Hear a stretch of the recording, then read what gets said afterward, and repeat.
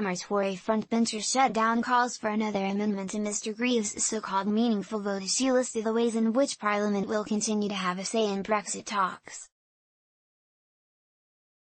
Speaking on BBC Daily Politics, Ms Villiers said, "That would worry me, and I don't think it's necessary because Parliament is going to have a huge say in this process every single step of the way.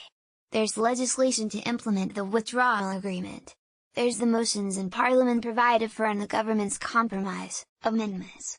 Brexit news. Tory MP Theresa Villiers said a meaningful vote is not necessary. "We can't accept as something that would undermine the government's obligation to deliver Brexit." Theresa Villiers she reminded her Remainer colleagues that there are all sorts of ways in which Parliament will be in the driving seat in Brexit negotiations.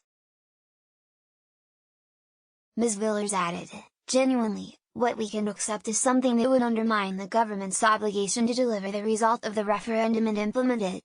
In June, Prime Minister Theresa May only just managed to persuade potential rebels to back down minutes before a crunch vote to an amendment scheduled by Mr Grieve, demanding measures be put in place to avoid the UK leaving with no deal.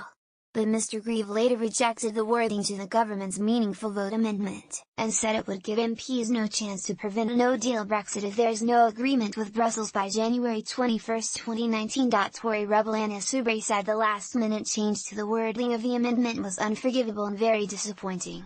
Mr Grieve also said despite being aware of the possible catastrophic consequences of his actions, he would pursue a vote against the government's Brexit bill next week if concessions are not made before then. But he denied sabotaging Brexit was his end goal despite a torrent of criticism from Brexiteers.